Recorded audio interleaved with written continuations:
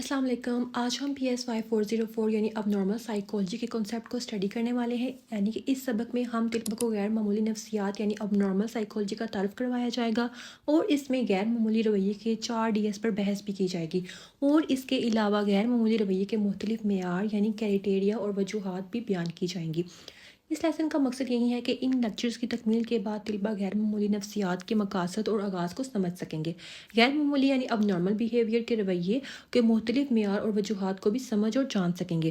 اگر میں اس کو آسان الفاظ میں ایکسپلین کروں تو سوچو اگر ایک اسٹوڈنٹ کلاس میں اچانک زور زور سے ہنسنا شروع کر دے اور سب اسے دیکھ رہے ہوں تو وہ اسٹوڈنٹ نارمل ہے یا اب نارمل ہے.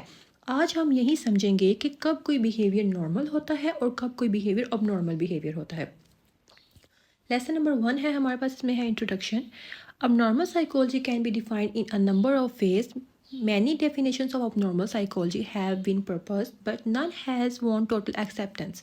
It can be defined as per the following. Abnormal psychology is the scientific study of abnormal behavior, an effort to describe, predict, explain, and change abnormal patterns of human functioning. یعنی اس بات کا مطلب یہ ہے کہ غیر معمولی نفسیات کو مختلف طریقوں سے بیان کیا گیا ہے اور اس میں بہت سی تعریفیں پیش کی گئی ہیں، لیکن کوئی ایک تعریف مکمل طور پر آج تک قبول نہیں کی گئی.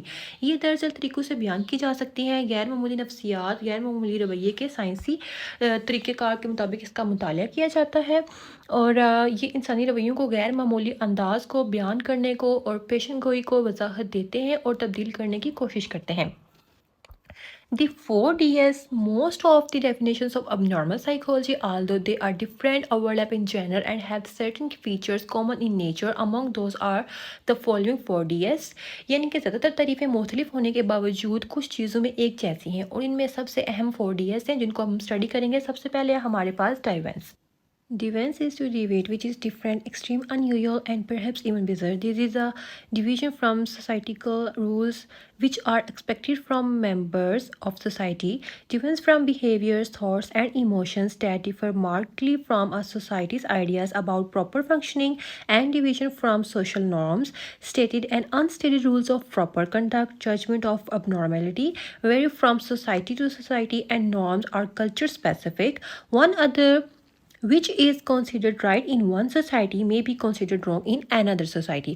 They also depend on specific circumstances as norms are different in each society. When a behavior deviates from the normal, it is labeled as abnormal.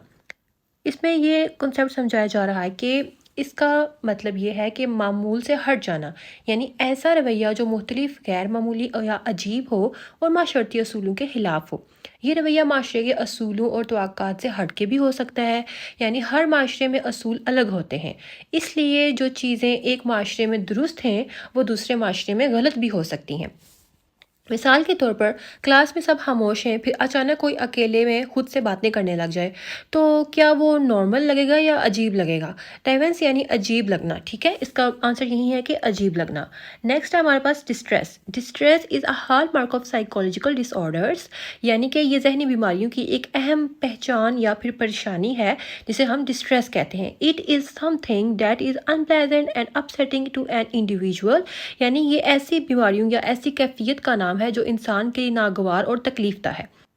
If a person is upset and agitated and is expressing some distress, it may indicate the abnormality of certain behaviors. Like behavior, ideas or emotions usually have to cause distress before they can be labeled abnormal. But it may not always be due to a psychological problems, as different other reasons may also cause distress. For example, toothache, pains, etc.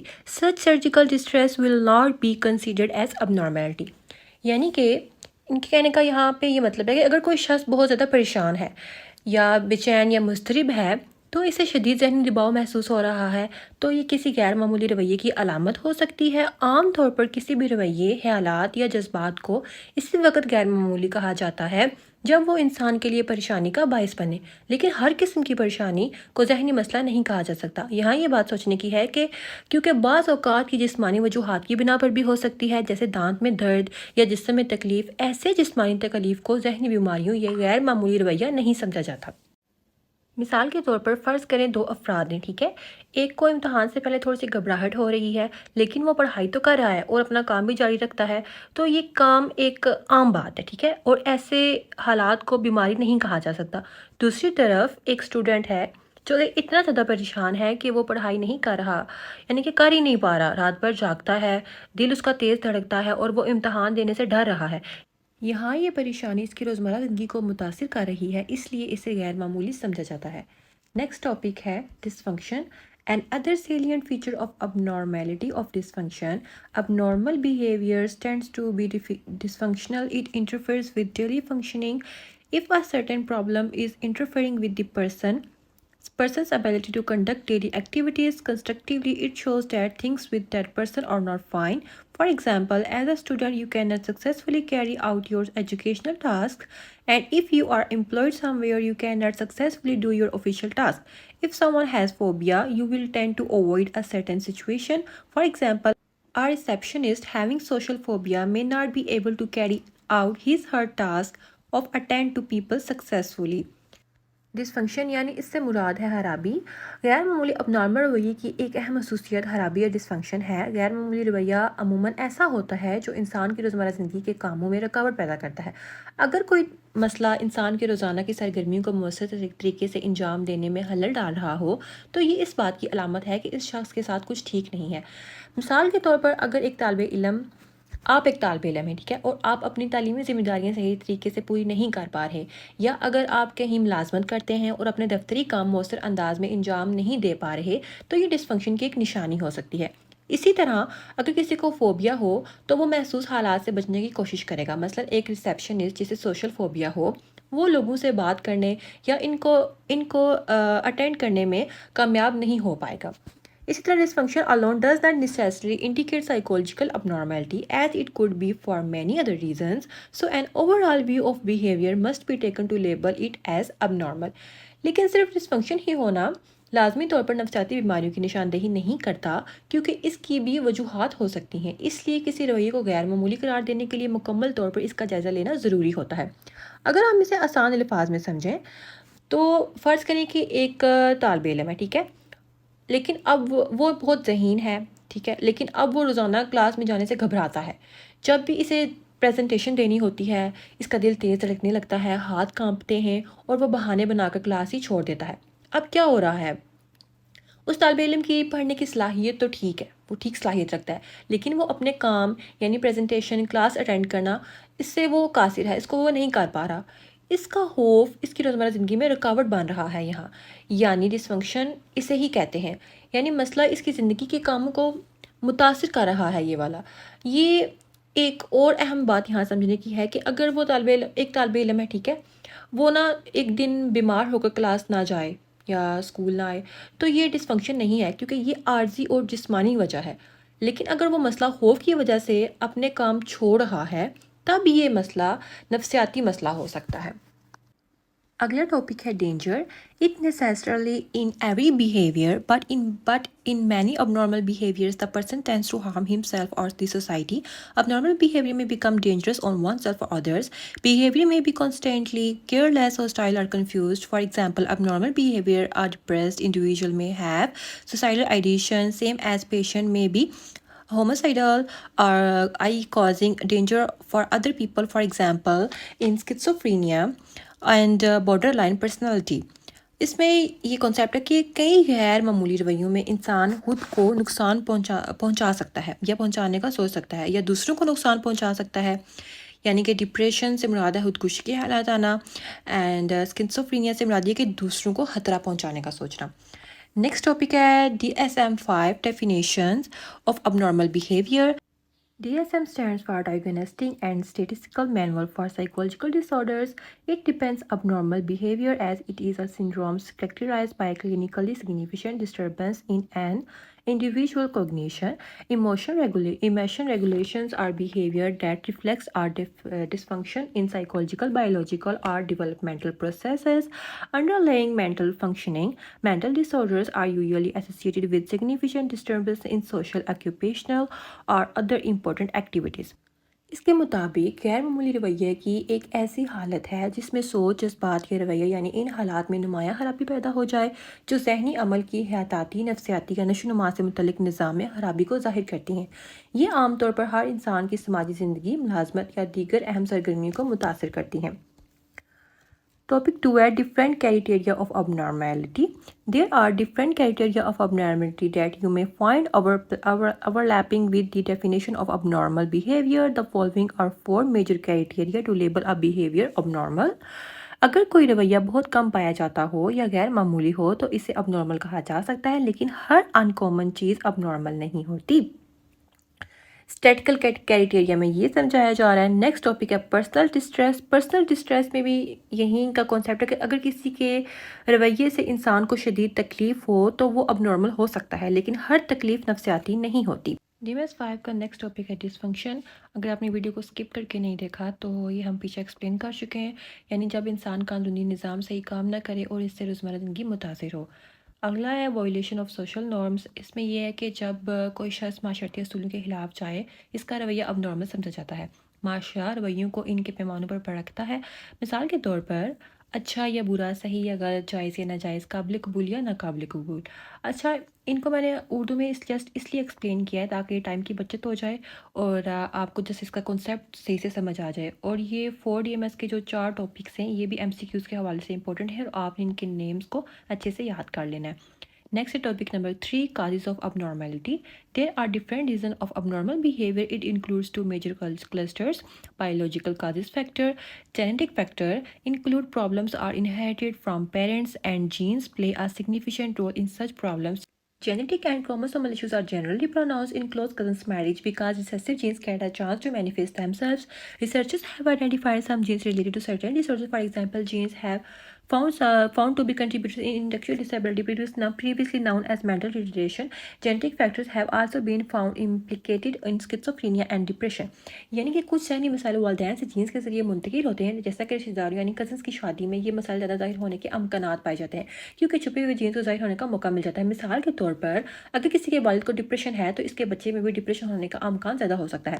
Next ہے biochemical imbalances اور imbalances within the body اور within the brain also cause abnormality due to imbalances of hormones of endocrine glands and individual may experience some abnormality. یعنی کہ بایوکیمیکل imbalances سے مراد یہ ہے کہ کیمیائی عدم توازن ہو جانا، جیسے کہ جب دماغ جسم کے کیمیکل جیسے ہارمونز میں توازن خراب ہو جائے تو انسان کے رویے اور جذبات متاثر ہوتے ہیں۔ مثال کے طور پر اگر دماغ میں خوشی پیدا کرنے والے کیمیکل کم ہو جائیں تو انسان اداس اور مایوس رہنے لگتا ہے۔ نیکسٹ یہ ٹاپک ہے changing the nervous system play a major role in psychological functioning as central nervous system work as cultural processing a unit for the human body. If it experience any problem it can have adverse effect on human functioning. یعنی کہ اعصابی نظام میں تبدیلیاں، یعنی اس سے مراد ہے اعصابی نظام، دماغ اور اعصاب جسم کا کنٹرول سسٹم ہوتا ہے۔ اگر اس میں کوئی خرابی ہو جائے تو انسان کے رویے پر برا اثر پڑ سکتا ہے۔ مثال کے طور پر اگر کسی شخص کو سر پر چوٹ لگ جائے اور دماغ متاثر ہو جائے تو اس سے اس کی شخصیت اور رویہ بھی بدل سکتا ہے۔ اگلا ٹاپک ہے there can be structural changes as well as functional changes into the nervous system. یعنی اس میں یہ سمجھایا جا رہا ہے کہ اس سے ساختی اور فعلی تبدیلیاں بھی ہو سکتی ہیں۔ دماغ کے ساتھ اسٹرکچر، اس کے کام کرنے کا طریقہ یعنی فنکشن میں تبدیلی بھی ذہنی بیماریوں کا سبب بن سکتی ہے۔ مثال کے طور پر کچھ ذہنی بیماریوں میں دماغ کے کچھ حصے مختلف طریقے سے کام کرتے ہیں جس سے انسان حقیقت اور صحیح طرح سمجھ نہیں پاتا حقیقت کو۔ نیکسٹ ہے سائیکولوجیکل کازز یعنی فیکٹرز، دماغی طریقہ کار اور اندرونی کشمکش، یعنی کہ جب انسان کی خواہشات پوری نہیں ہوتی یا معاشرہ انہیں قبول نہیں کرتا تو انسان کے اندر ذہنی کشمکش پیدا ہو جاتی ہے جو مسائل پیدا کرتی ہے۔ مثال کے طور پر اگر ایک لڑکا ہے جو کہ سنگر بننا چاہتا ہے، ٹھیک ہے، لیکن گھر والے اسے انجینئر بنانے پر مجبور کرتے ہیں تو وہ ذہنی دباؤ اور پریشانی کا شکار ہو سکتا ہے۔ مثال کے طور پر سیکھا ہوا رویہ لرن بیہیویئر ہے۔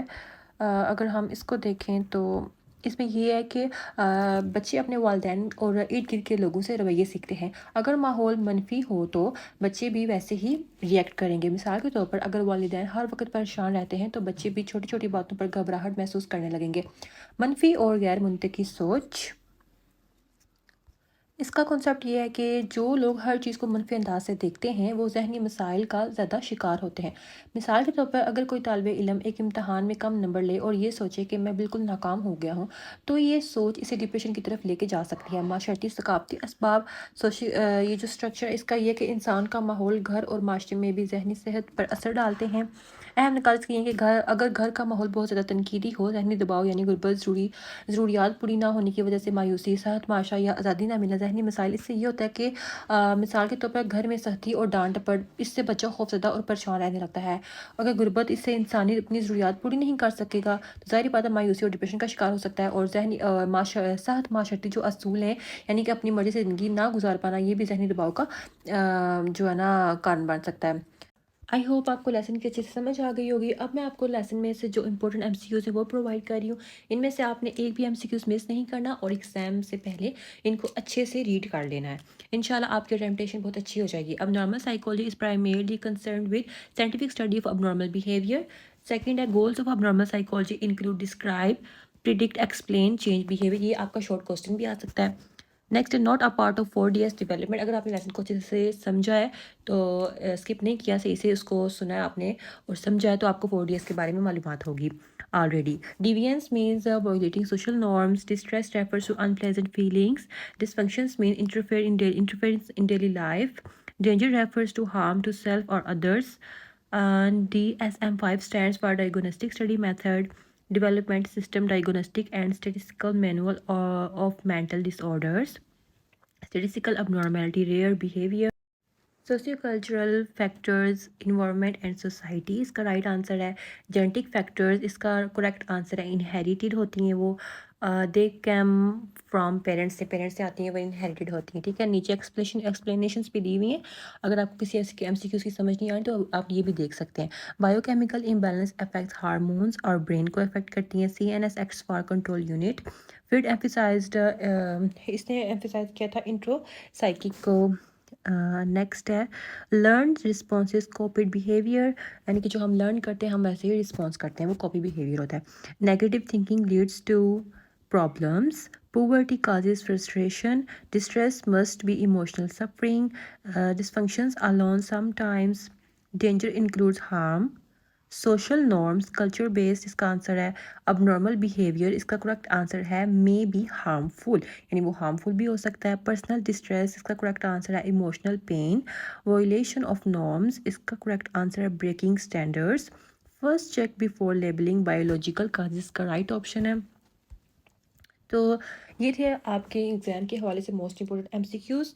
انشاءاللہ آپ کو ایم سی کیوز اور لیسن نمبر 1 لینے کے بعد اس کے کنسیپٹ کی مکمل طور پر سمجھ آ گئی ہوگی اور آپ کو یہ ایگزام سے پہلے بھولے گا بھی نہیں اگر آپ نے اچھے سے اس کی اسٹڈی کی ہے تو من لگا کے پڑھیں۔ انشاءاللہ اللہ پاک آپ کو کامیاب کریں گے۔